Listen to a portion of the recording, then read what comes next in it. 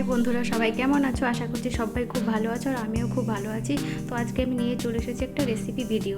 তো আজকে আমি রান্না করছি চিংড়ি মাছ দিয়ে, পটল দিয়ে, কচু দিয়ে, আলু দিয়ে একটা খুবই সাধারণ রান্না, কিন্তু খেতে অসাধারণ হয়। তো চলো দেখে নেওয়া যাক কীভাবে করলাম। তো চিংড়ি মাছটা আমি নিয়ে নিয়েছি। তারপর দেখো আমি সবজিগুলোকে কেটে নিয়েছি। পটল কেটে নিয়েছি, এখানে কচু কেটে নিয়েছি, আর হচ্ছে আলু। আর তার জন্য আমি দেখো কী নিয়ে নিয়েছি দেখো। তো আমি নিয়েছি রসুন, কাঁচা লঙ্কা, আদা আর হচ্ছে পেঁয়াজ। আর এখানে আমি নিয়ে নিয়েছি লঙ্কার গুঁড়ো, কাশ্মীরি লঙ্কার গুঁড়ো, আর হচ্ছে হলুদ আর লবণ। তো এই দেখো আমি সর্ষেটা সবসময় গরম জলে ভিজিয়ে রাখি। তো আজকে আমি ভিজিয়ে রেখেছি। তো আমি এখন মশলাগুলোকে সব পেস্ট করে নেব।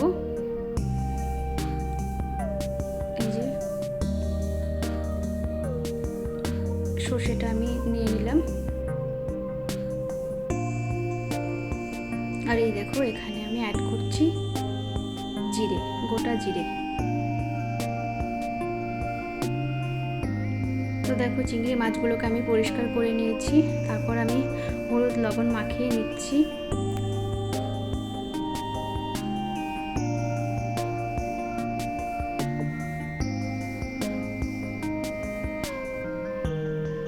খেতে কিন্তু খুব ভালো হয়। তারপরে এই যে আমি মাখিয়ে নিয়েছি। তারপর আমি কড়াইতে তেল দিয়ে দিয়েছি। তো এটা তোমরা সর্ষে তেলে করবে, খুব ভালো লাগবে। আমার কাছে সর্ষে তেলটা ছিল না, তো তাই আমি রিফাইন তেলেই করছি। তো মাছগুলো আমি ভেজে নেব।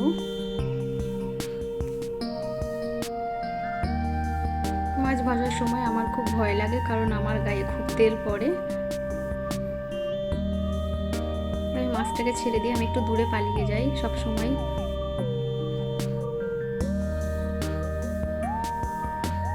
তো মাছগুলো আমার ভাজা হয়ে গেল। এই যে মাছগুলোকে আমি সব তুলে নিয়েছি ভেজে। হালকা ভাজবে মাছগুলোকে, তারপর ওই তেলেই আমি পটলগুলোকে দিয়ে দিচ্ছি।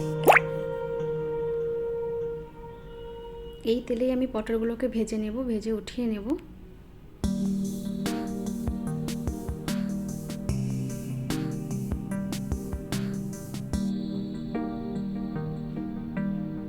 দেখো পটলগুলো ভাজা হয়ে গেছে, আমি উঠিয়ে নেব।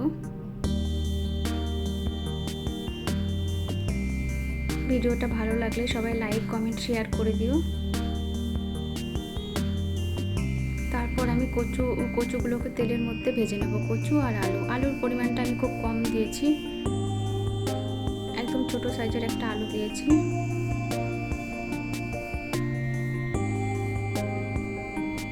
তো কচুগুলোকেও আমি ভেজে উঠিয়ে নেব।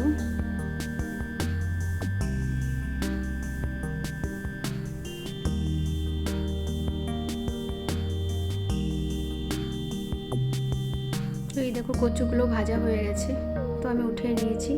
তারপর ওই কড়াইতে আরেকটু তেল দিয়ে দিয়েছি। তো আমি পাঁচফোড়ন দেবো এখানে, পাঁচফোড়ন দিয়ে বেশি ভালো লাগে, তো আমি এখানে পাঁচফোড়ন দিয়ে দিয়েছি। আর আমি যে পেঁয়াজটা কুচি করে রেখেছিলাম, ওটা আমি পেঁয়াজটা তেলে না দিয়ে আমি ওটাকে পেস্ট করে নিয়েছি। তো এই যে আমি এর সঙ্গে একসঙ্গে সব পেস্ট করে নিয়েছি।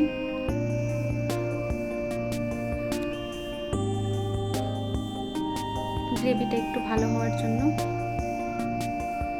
আমি পেঁয়াজটাকে পেস্ট করে নিয়েছি। এখানে কিন্তু আমি টমেটোর কোনো ইউজ করছি না। তারপরে এই যে আমি এবার মশলাগুলোকে ঢেলে দিচ্ছি, যে গুঁড়ো মশলাগুলো ছিল। এবার কিন্তু খুব ভালো করে কষিয়ে নিতে হবে মশলাটাকে।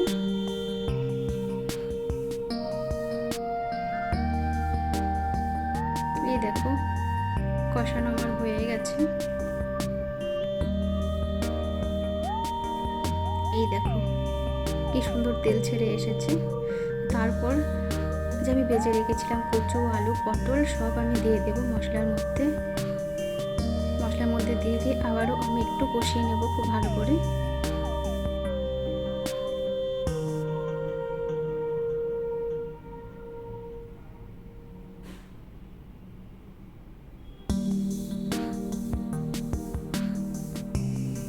ভালো করে কষিয়ে নেবে। আবার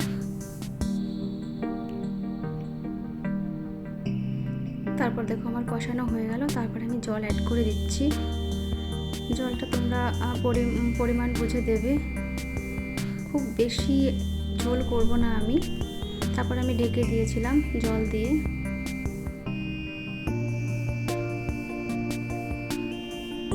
তো দেখো কালারটা খুব সুন্দর এসেছে, খেতে কিন্তু খুব ভালো হয়।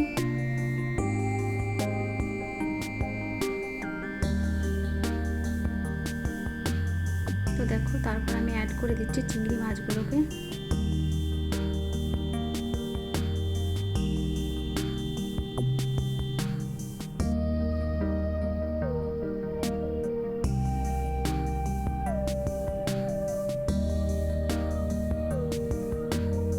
চিংড়ি মাছগুলোকে দিয়ে তারপর আমি আবারও একটু ফুটিয়ে নেব।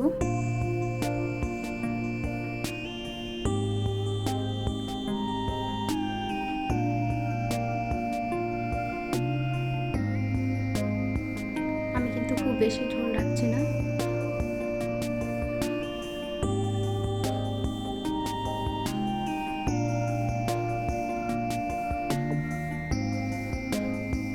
এই যে দেখো আমার হয়ে গেছে।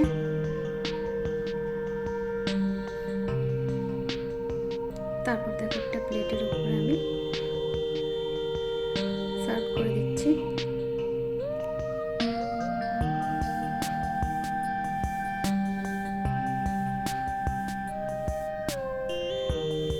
অবশ্যই বানিয়ে দেখো, খুব ভালো লাগবে খেতে।